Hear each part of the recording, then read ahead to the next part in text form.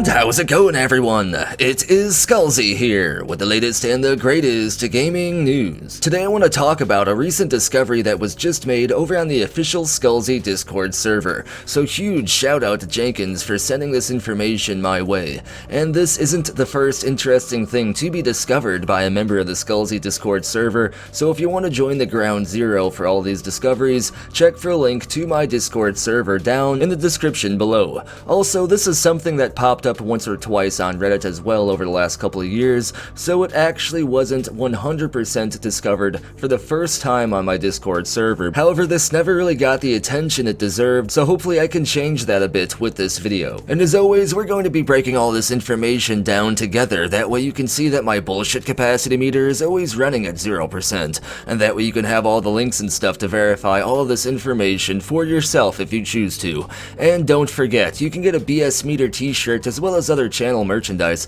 by heading over to the official Skullzi merch site and use code NAZEEM2020 to save 10% off any order within the next 30 days. Link is down in the description below. And we're going to start today's adventure back in February 1997 because we're going to be talking about the 10th planet. For those that don't know what the 10th planet is, I've broken it down in complete detail in previous videos here on the channel, so if you want the full breakdown, search for those videos in my playlist, but I'll go ahead and give you a quick summary before getting to that Starfield talk. Basically, the 10th planet was Bethesda's first attempt at essentially making Starfield, only way back in the 1990s when gaming technology was nowhere near as advanced as it is today, so they ran into a couple of issues. Bethesda's plans for the 10th planet were so ambitious and ahead of its time that it would have taken so much money and time to make that game that it basically had no chance at being successful. It could have bankrupted Bethesda, and it actually did lead to some financial issues for Bethesda, and ultimately the game was completely abandoned. That is, until now, as gaming technology is more than advanced to make a game like the 10th planet. In fact, there are already a few games like it out there, only it seems Bethesda wants to take things to the next level with Starfield, and I think I got a few details showing how they're going to do that. And with all this in mind, we can no doubt look into the past and see bits and pieces of what could be in the future, as the 10th planet will no doubt shed some light into how Bethesda Game Studios may approach a space RPG. Many of the developers that were at Bethesda Game Studios back in the 90s are still in fact working at Bethesda, so they no doubt would have worked on both the 10th planet and Starfield, and both of these games are basically the only space games that we've seen from Bethesda Game Studios, so they are obviously very comparable, even despite the huge time difference. And today we're going to be breaking down an article all about the 10th planet, which seems to foreshadow some of the gameplay elements that we will most likely see in Starfield as well. This article comes from the February 1997 edition of the Next Generation Gaming magazine, and this article is a few pages long and not all of it is relevant to Starfield speculation, so I took the time to read through the entire thing and pick out the most important parts to break down. There are even a few images of the game as well, which is pretty interesting as this is essentially what Starfield would have been if it came out in the 1990s. The first page basically is just Bethesda claiming they can push the bleeding edge, as they like to say, when it comes to gaming technology with the 10th planet, as, ironically enough, they claim their game engine is what sets them apart and allows them to create gigantic games utilizing the latest gaming technology. At least the technology that was available at the time, because back then this kind of was actually totally true, although now their game engine is definitely a bit outdated. There are a few interesting things here on this page though. Apparently the 10th planet was a space combat sim, and that the main plot of the game was to try to figure out where invading aliens were coming from, as well as defending the solar system at the same time. Also, spaceflight is all done real time and ships fly pretty fast as well, even back in that old gaming engine, which means Starfield should no doubt have spaceflight instead of just cutscenes or something representing spaceflight. There are also a couple of gameplay images here, and keep in mind, not only are these images from 1990s potato pixel games, but at the same time they are from a game that was still in development. Still, this is further evidence that suggests Starfield will no doubt have spaceships and spaceflight, along with a possible plotline which could include investigating the source of some sort of extraterrestrial invasion. The next page talks more about the technical side of things as well as some of the basic information about who's developing the game. However, these image captions are what really stands out to me on this page, as in my opinion they're the most likely gameplay features from the 10th planet that we will see in Starfield. First off, this picture down here shows what looks like the hangar bay of a large capital ship, and the caption states, "The game's hard-edged action is offset by subtle strategy elements. Players manage resources and personnel to fight off invading aliens. In essence, players must run a war that spans the entire solar system. And this gets me hyped, as this is actually exactly what I was hoping to see in Starfield. A mix of Bethesda Game Studios RPG elements along with some XCOM-style invasion defense management. I want to manage my crew, colonies, bases, resources, all of that stuff, all the things that can be managed. Only the thing I am unsure of is if everyone else would be as into this as I am. So if Starfield does have management aspects like this, I wonder how deep they will be and how Bethesda will blend it with the rest of the game, so that it wouldn't actually turn away those not as interested in management style things. All of this is huge though in my opinion, as this finally gives us some insight into what kind of game Starfield will most likely be. And this last page finishes out that technical discussion about the game engine, which made up most of this article actually. However, this last paragraph has a few more interesting bits of information.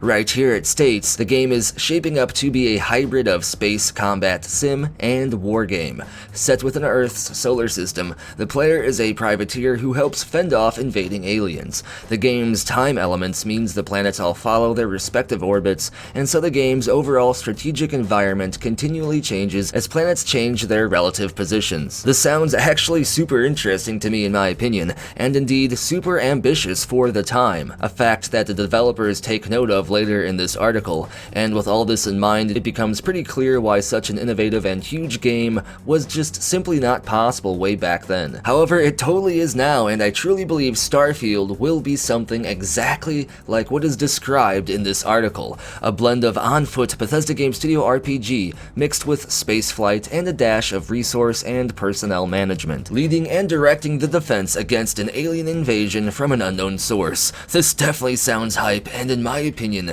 sounds like the best bet as to what Starfield will most likely be. And that is basically it. Although this information does come from a cancelled 1997 Bethesda game, it is still basically a premonition of what Starfield could potentially be, or at least what Starfield may take direct inspiration from, as I firmly believe that Starfield will no doubt take at least some of these gameplay elements from this 10th Planet article. And like I said earlier, some of the same developers that worked on the 10th Planet are most likely working on Starfield as well, and since Bethesda doesn't want to tell us anything about Starfield, I believe discoveries like these may be some of the best speculation and information we'll probably have until Bethesda breaks that silence. And this video was brought to you by the following amazing people. If you want to get a future video shoutout like this, then support the channel over on Ko-fi, here on YouTube as an exclusive channel member, or over on Patreon as well. Links are all down in the description below. Let's go to finish up today's video though. What I want to know is, what do you want to see in Starfield? As always, let me know what you want to see down in the comments below, and if your comment wins the internet, you may get featured in a future video. Be sure to like the video if you enjoy the content, and if you want to stay in the know when it comes to latest gaming news, hit that subscribe button and turn notifications on so you don't miss the latest uploads. Follow me over on Twitter for other news that doesn't quite make it into my videos, as well as other channel updates, and check for links down in the description below for the official Skullzi merchandise site and the Skullzi Discord community server. And as always, thank you for watching. Be sure to tune in next time, where Shayer Gorath will find you and do things to you.